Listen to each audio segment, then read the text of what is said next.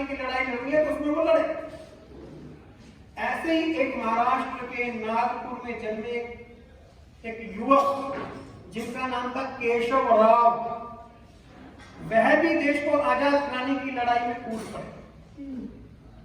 इन केशव राव का जन्म 1889 में 1889 में हुआ और जैसे ही इनका जन्म होने के बाद इन्होंने देखा कि देश को आजादी की लड़ाई चल रही है, तो ऐसे जन्मजात देशभक्त थे जिन्होंने पढ़ाई करते हुए, विद्यालय में रहते हुए ही अनेक प्रकार के आंदोलनों में भाग लिया।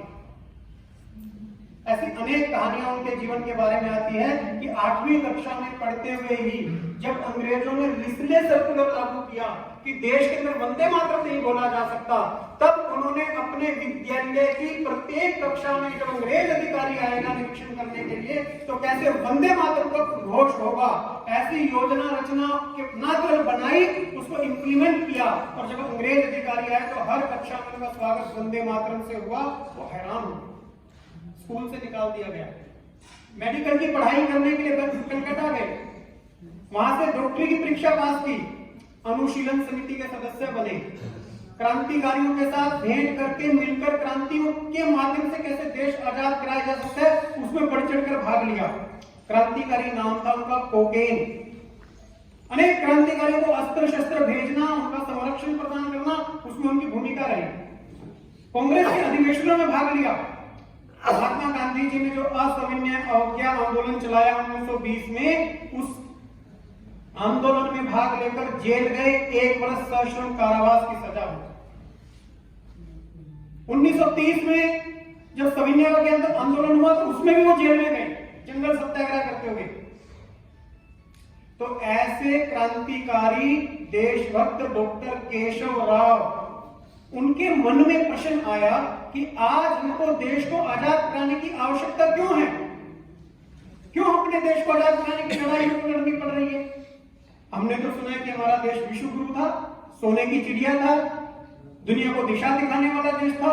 तो ऐसा क्या हुआ ये 700, 800, 1000 वर्ष हमको गुलाम रहना पड़ा और आज हमको देश की आजादी की लड़ाई लड़नी पड़ रही है।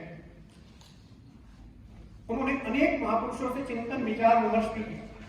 वीर सावरकर से मिले, सुभाष चंद्र बोस से उनकी एक बार भेंट वार्ता हुई।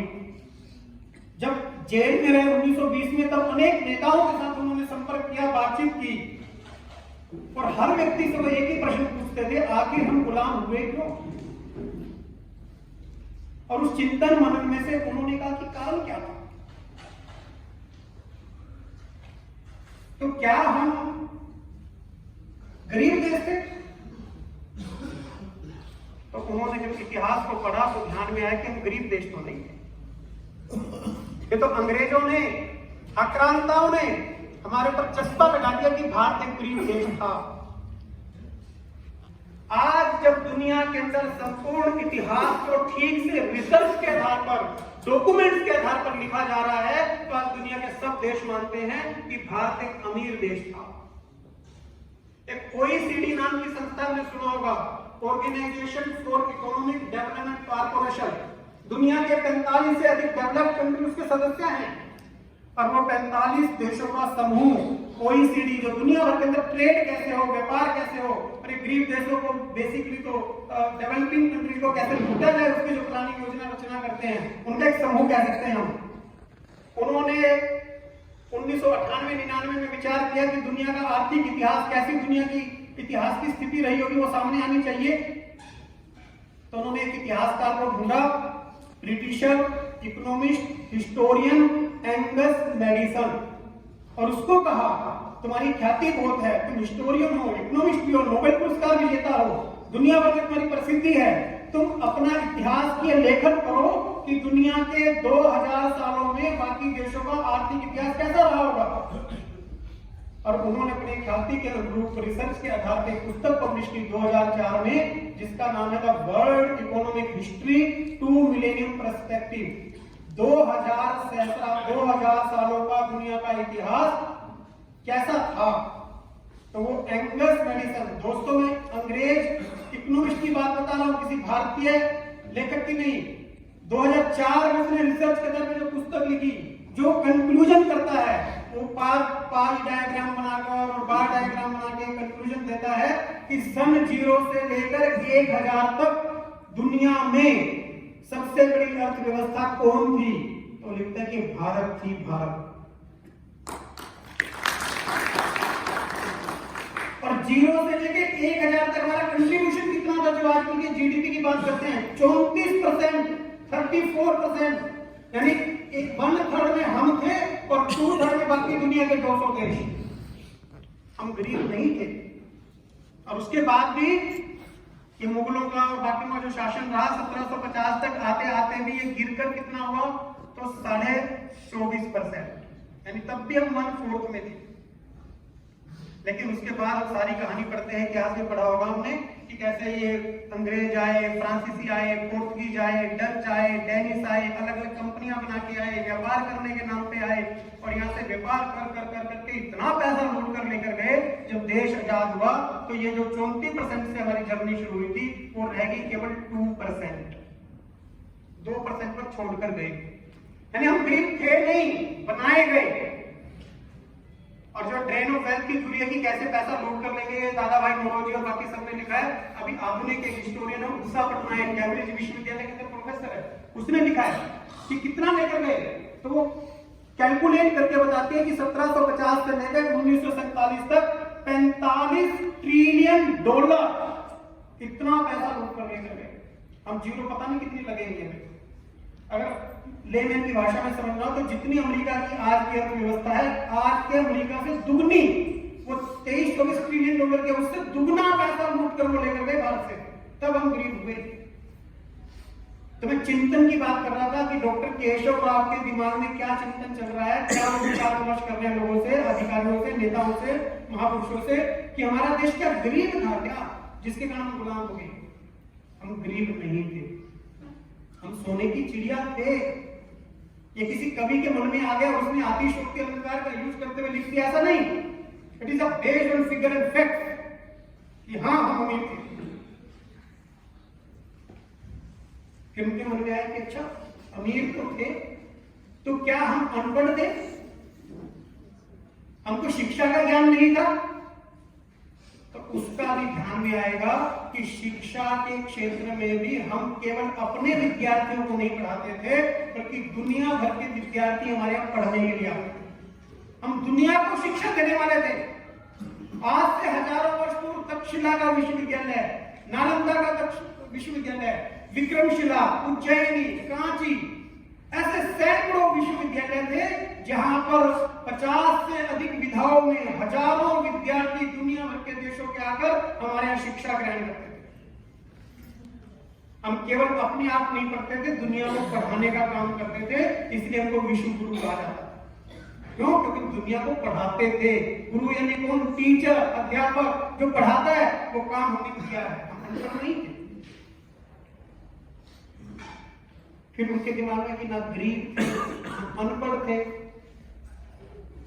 तो क्या हम असभ्य थे?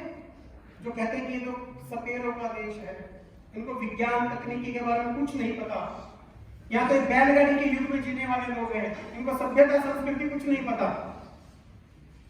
तो आज विज्ञान के क्षेत्र में भी जब खोज हो रही है तो दुनिया में विज्ञान के किसी भी फील्ड में अगर पहली खोज रिसर्च कोई हुई है तो हमारे ऋषि, हमारे संत महात्मा महापुरुषों ने दी है। हमने गीत तो पढ़ा होगा, जब जीरो दिया मेरे भारत ने तो दुनिया को गिन दिया। जीरो दुनिया को हमने दिया है, दशमलव हमने दिया है, क्वाड्रेटिक इक्वेशन जो मैथमेटिक्स में पढ़ाई जाती है हमारे श्रीधर आचार्य ने दी है। ये दुनिया तो ये मानती थी कि पृथ्वी स्थिर है और सूर्य उसके चारों तरफ घूमता है। ये 15वीं शताब्दी तक भी दुनिया ये मानती रही, लेकिन हजारों वर्ष पूर्व हमारे यहाँ आर्यभट्ट कह के गए नहीं, ये सन सेंट्रिक दुनिया है, सूर्य स्थिर है, पृथ्वी चारों तरफ घूमती है।